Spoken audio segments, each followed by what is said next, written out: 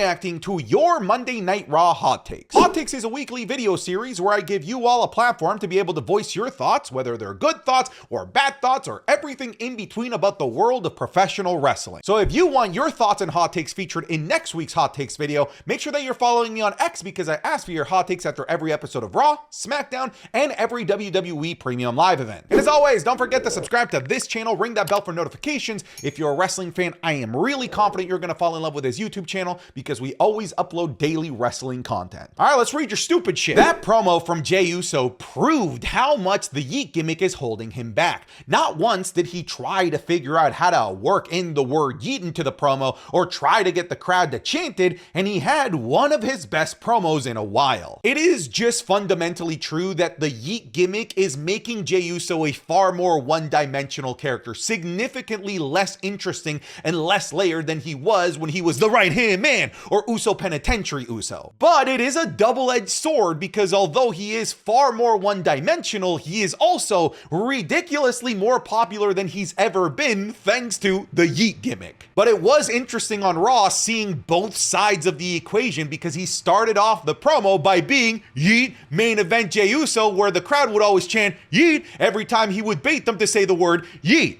And that promo was very simple, very one-dimensional, and didn't really tell a good story or really get you excited for his match against Bron Breakker. Meanwhile, when Bron Breakker came out and absolutely torched Jey Uso with a fantastic promo talking about how Bron Breakker didn't need his family to get to the position that he's at today, that he didn't even need to use the Steiner last name to get to the position that he's in. Meanwhile, Jey Uso needed his family to constantly intervene to achieve everything that he's achieved. And that turned something on in Jey Uso that brought him back to Uso Penitentiary, the right-hand man, Jey Uso. And the promo that he cut on Bron Breakker was ruthless, talking about how his Intercontinental Championship reign was gonna last about as long as his NFL career. It was brilliant. That was one of Jey Uso's best promos since becoming a single star. Dare I say, his best promo since becoming a single star. Hopefully, we get more of this on the microphone and less of the Yeet. But we need to find a happy balance because the Yeet clearly is working for him in terms of making him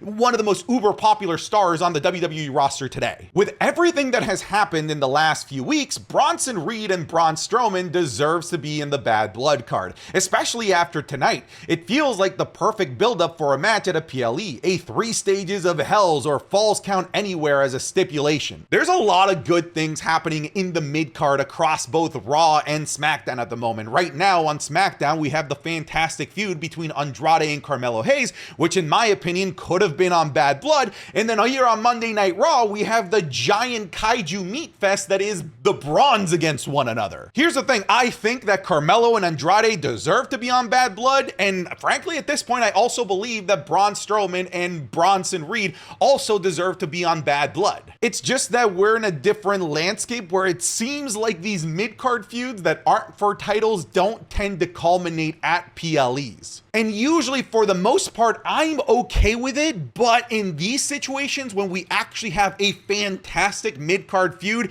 it would be nice if it could build up to the point where WWE would actually put this on a premium live event that isn't only WrestleMania. That is the double-edged sword of having a 5-match PLE card. It's just really difficult to get onto these shows. And it's far more bittersweet because they can't get on PLEs, but it's also sweet because we get them to see play out week by week on free TV on Raw and SmackDown. You know, a lot of people do complain about the fact that these feuds don't get on PLEs, but as I said, times have changed in terms of what matches and what feuds get on PLEs, but also the times have changed. Before, in the Vince McMahon era, no feud ever culminated on Raw or SmackDown. Now we're actually seeing feuds start on Raw and end on Raw, which frankly makes for better weekly TV as well. So it's not all bad when these matches can't get on PLEs, frankly. They are starting to build up Io as a strong contender for Rhea when she wins the title back. I'm expecting a solid 3-month feud that ends at WrestleMania. Me personally, I would be incredibly excited for this match. You know what's interesting? It does sort of feel like they're doing the same formula for Rhea Ripley this year that they did last year. In that last year, they kept Becky Lynch entirely away as long as possible from Rhea Ripley so that they could eventually build up to a match at WrestleMania, because Becky Lynch was the most credible, biggest star for Rhea Ripley to go up against at a major show like WrestleMania. And I think that they're doing it again with Io Sky, because Io Sky in the moment is the most recognizable, most legitimate challenge to Rhea Ripley that is on Monday Night Raw today, and they haven't even so much as looked at each other or crossed paths on Monday Night Raw yet. Don't be surprised if we start to see this build after the Royal Rumble. Maybe Io wins the Royal Rumble, maybe Io qualifies through Elimination Chamber, but I could absolutely see this being the major WrestleMania match for Rhea Ripley. And frankly, this match would be fucking incredible. Let's be honest about that. No. Oh, I remember this spot. Oh my God. Can you imagine? The making of a superstar right here. Oh yeah, dude. It's Oh yeah. Is this?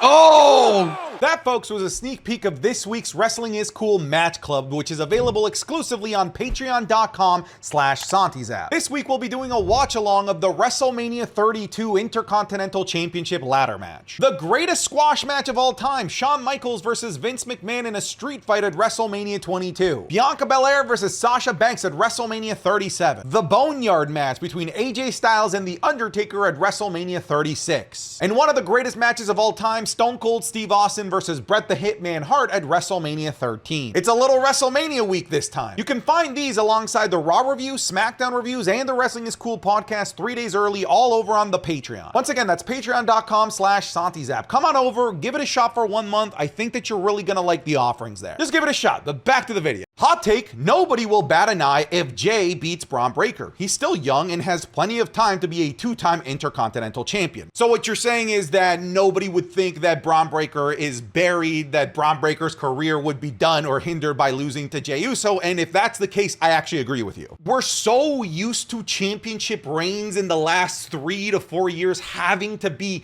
these dominant, unstoppable, unbreakable, long championship reigns that we forget that there was a time where the dominance of a champion was actually in how many times they won the championship. If Jey Uso were to somehow miraculously beat Bron Breakker for the Intercontinental Championship, I don't think that Jey Uso holds it for that long. I think that he drops it right back to Bron Breakker within a month or two. I don't think that this would hurt Bron Breakker's momentum. I think the only reason why it could damage Bron Breakker's momentum is how short the reign actually is, especially following up the line of Jey Uso saying that he's going to make his championship reign short and sweet like his NFL career. If this match was happening 2 or 3 months down the line, maybe going into Survivor Series, I would be more inclined to believe that Jey Uso might actually have a chance of winning. But right now, with how early on we are in the championship reign, really like less than 2 months, I just don't see it happening. But I agree with you. I don't think that this would damage Bron Breakker should he lose ultimately. Is it crazy to say I want Io to win the 2025 Royal Rumble? My man Bob, you and I are in sync right now in the brain. I don't think that it's crazy at all. Right now, I'm having a really tough time pinning down who from the women's division could be that like easy pick to be the Royal Rumble winner. A lot of us had Bayley last year and we were correct. The year before that, a lot of us had Rhea Ripley and we were correct. This time around, I'm less convinced in making a bet on anybody. I feel like it's anybody's game to win the Women's Royal Rumble this year, and I think it'd be fantastic if it was Io Sky. These two do not miss referring to Io Sky and Bianca Belair. You're right, man. Dude, when they announced that they were giving us Io Sky versus Bianca Belair for free, bro, I marked the hell out. Because I immediately remembered how good their matches were before this meetup on Monday Night Raw. I remembered how sneaky, incredibly good their match at Backlash Puerto Rico was. I remembered that I really enjoyed their feud. I enjoyed their match in Saudi Arabia, the debut of Kairi Sane. I was happy that they were revisiting this because these two ladies absolutely cook every time that they're in the ring, and they did it again for free. Again, it's a quick reminder that although Io Sky right now is kind of just lost in the shuffle of the women's tag team division, that at any moment, boom, snap your fingers and Io Sky is just right back into the main event scene, which is why I think that it's a very possible outcome that it's Io versus Rhea Ripley somehow at WrestleMania. Joe Tessitore's improvement tonight was insane. His chemistry with Wade was amazing tonight and has gotten a lot better at keeping a natural pace during promos and segue segments. I think the WWE finally found their next Michael Cole. I don't think that we need a next Michael Cole. I think that we just need the new Joe Tessitore, and I feel like that's what we found here. We need a unique voice for the USA Network when eventually Raw switches over to Netflix and the voice will be Michael Cole. But he has improved leaps and bounds. He's still, struggling with names of moves and whatnot, but that is coming slowly and he's getting better at it every single week. What he's gotten better at is the excitement, the tone in his voice, his timing, the things that he says in that last episode were truly remarkable. He really engrossed me as a fan into the show, something that Kevin Patrick was never able to do on Friday Night SmackDown when he was the play-by-play guy. It's clear that Joe is a professional at this and that him being a chameleon and immediately fitting in and blending into this world of professional wrestling wasn't a matter of if, it was just an inevitability, really, and we're starting to see it now, only 3 weeks in. Though I'm not a big fan of Pure Fusion Collective feuds, I'm glad that it gives the women a chance to showcase their talents on TV. Thinking long term, it'll make their inaugural mid-card title tournament far more meaningful and believable. I do appreciate your optimism in all of this, I really do, but I just don't think that bad matches and bad segments are the best way to give women the ability to showcase their talents. I think that you can give time, that exact same time that they've been giving the PFC, to showcase good matches and showcase good storylines, which they're just not doing with the PFC storyline at the moment. I think about Raw going to 2 hours and I look at how good that episode of Monday Night Raw was, and I try to think, what do you possibly cut out of a already perfect Monday Night Raw? And the only thing that I kept coming back to was the Pure Fusion Collective segment, and that's a bad thought to have. So for me, the solution is to give women the time, as you say, but in good matches, good storylines, with good writing, not what's going on right now. I just don't think that that's the solution for more screen time. Honestly, tonight was the night to commit to Xavier Woods' heel turn. I know it's coming soon, but this can't be Theory 2.0. Okay, so I've got a couple of things to say about this. You say that this was the night to commit to Xavier Woods' heel turn, but does it have to be a heel turn? Maybe it's just an angry babyface that we continue to push forward with, because Xavier Woods, everything that he said to Kofi Kingston, he was right. This was all entirely Kofi Kingston's fault. I think that it would be an interesting character to develop for Xavier Woods, where he's still a good guy. He's still friends with all the good guys. The only person that he has beef with would be Kofi Kingston. I think that that could be really interesting. I, at the very least, believe that they made significant headway with this potential character shift with Xavier Woods, unlike they've been doing with Theory, that it's just been little hints and little maybe he will, maybe he won't moments on Friday Night SmackDown. I felt like this was significantly much more impactful than anything that they've done with the potential Theory face turn. But again, I don't think that it needs to be a heel turn where all of a sudden Xavier is a bad guy. It could just still be fun-loving Xavier. The only person that he's not fun-loving with would be Kofi Kingston. I feel like that could be good. This may have been CM Punk's best promo since his return. Got to the point, painted a very serious side of him, and gave us a peek into how he's approaching the match at Bad Blood. I would say that this was a fantastic promo. I don't know that it's personally my favorite promo since coming back. I love that promo that he did when he came back after Survivor Series, the famous, I'm not here to make friends, I'm here to make money. Like CM Punk, to call anything CM Punk's best promo, like it's a difficult thing to do because of how consistently damn good he is with his promos. I will say, I like that there was a lack of pandering, that like you said, it was to the point.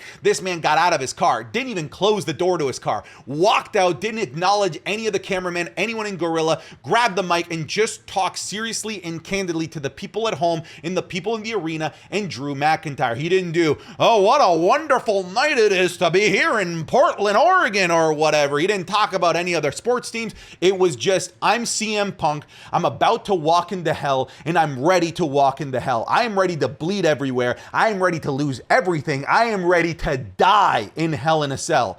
Drew McIntyre, Are you ready to die? Because if you're ready to die, then maybe you're ready to step into hell. That was a freaking brilliant delivery. Great, just like an evil side of him, but also like you still knew that he was the good guy in this situation. You just knew that CM Punk just tapped into a different side of himself that we haven't seen in this run in the WWE since coming back. I'm excited, and that promo was brilliant. I'm upset that Ricky wasn't on Raw. Thank you. Somebody brought it up. Dude, I thought Ricky was on Raw. I saw him taking selfies with Adam Pearce. Where was Ricky? You're asking the serious questions. This man right now is an online social media darling. You should have had Ricky at some point or another in the back. I think it would have been hilarious if Bronson Reed and Braun Strowman broke through the wall and over there was just Ricky drinking a coffee, drinking a bottle of water or something. That would have been good. I just needed a Ricky cameo. Ilja went from being NXT champ to losing contender matches. They got to do something with him. He's a main event material guy. You're right. Of course, Ilja Dragunov is somebody that is main event caliber in my opinion,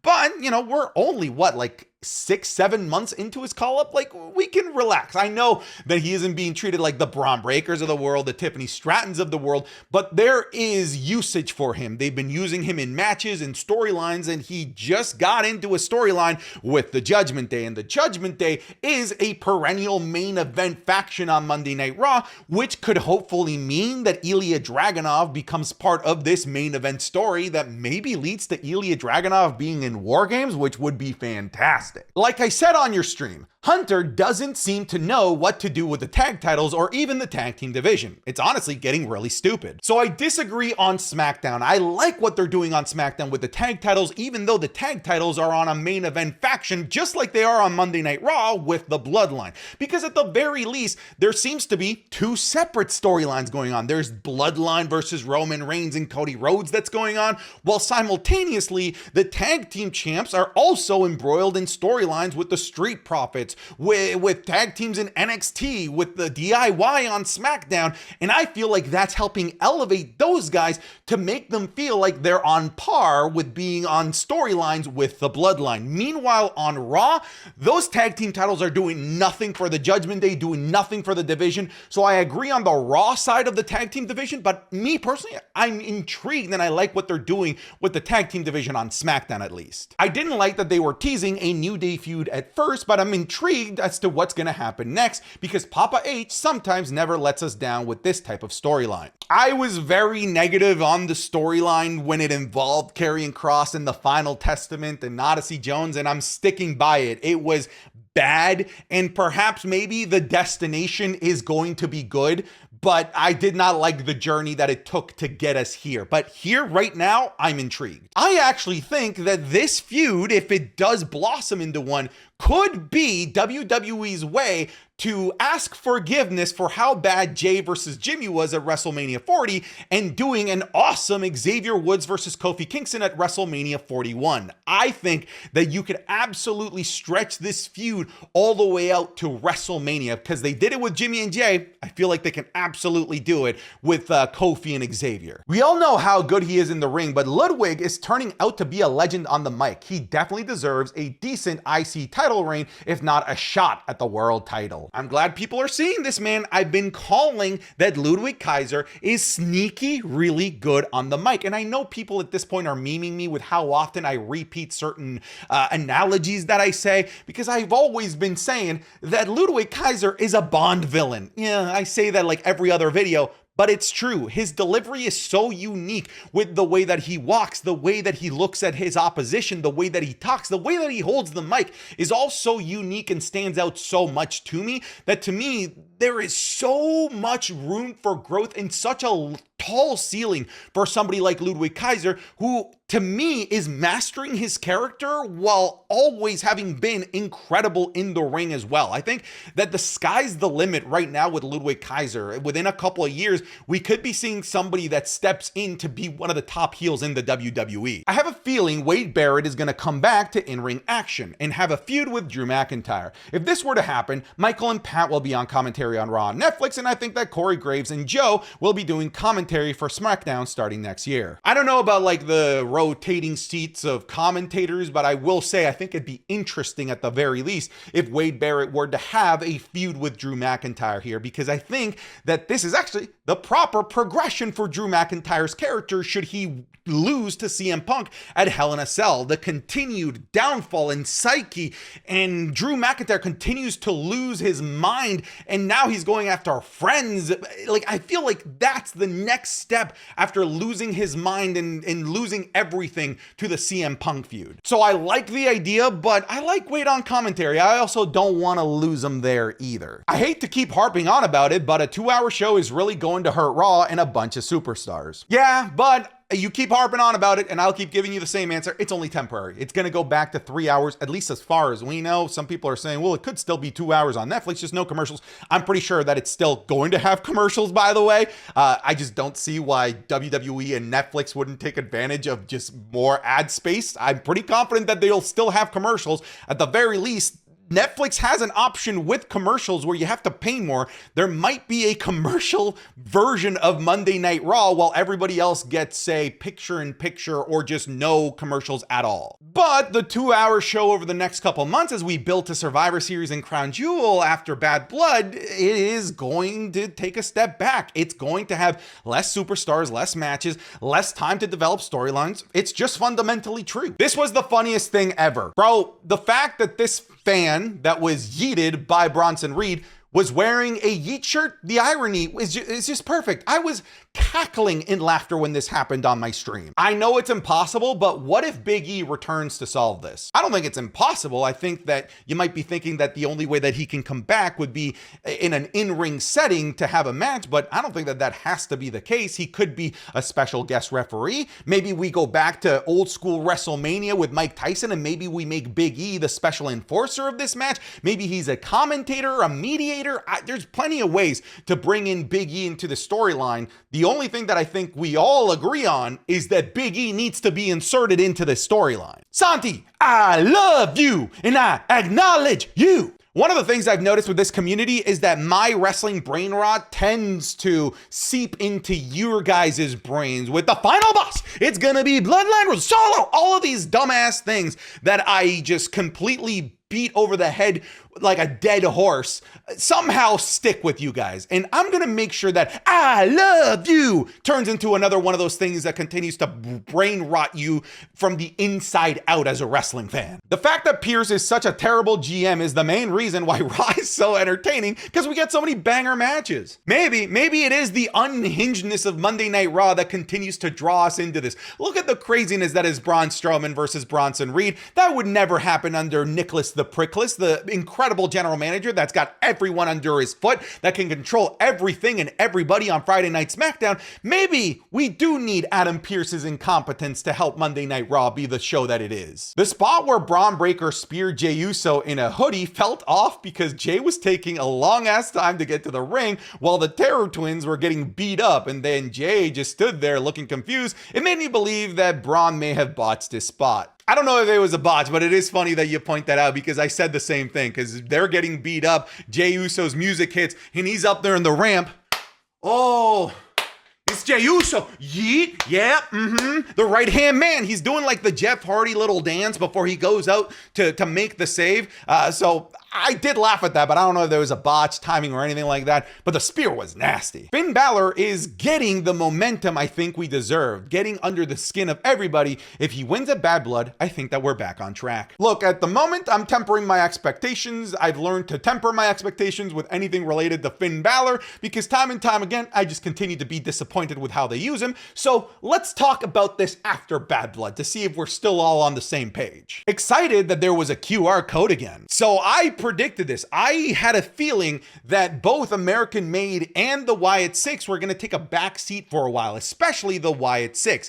I bet that we don't see the Wyatt Six come back to actual in-ring entrances and appearing in matches until closer to Halloween, and then actually having a major feud going into Survivor Series. Because you just, frankly, after Bad Blood, cannot spend a lot of time on something like the Wyatt Six with how long their entrance differences are when you're down to 2 hours. So one of the things that I think is going to be sacrificed is going to be the weekly appearances of the Wyatt Six, as we make them more of a special attraction and little happenings here or there. And the QR codes are back. I'm not really following them. I'm not really scanning them or seeing what they are, but I did have a feeling that they were going to do away with them appearing every single week like they have been. But they will be back soon. I'm confident of that. The referee work in the tag team title match was one of the most infuriating things that WWE has done this year. This is fundamentally just a fact. I was so angry at it. I was so upset. I just felt like the way that that referee reacted is so unrealistic, buffoonery, and stupid. It honestly felt like they were insulting the intelligence of wrestling fans, because no self-respecting human with more than one brain cell would behave the way that that referee did. The reason why it makes me angry as well is because if I were to invite somebody to watch Monday Night Raw and said, hey, watch this match with me, it might help you fall in love with wrestling. If they saw that, if they were a fan of sports, they would laugh in my face at how stupid that referee was, and they would laugh at me for being stupid for believing or enjoying anything that I'm watching. The way that that referee behaved, the way that it was booked, it was stupid. But I'm enjoying the stuff that's going on with the New Day regardless. And the match was fun. But the referee moment, how they decided to come to the finish, was asinine. All right, folks, thank you so much for submitting in your hot takes. That's it. I'm done. Get out of here.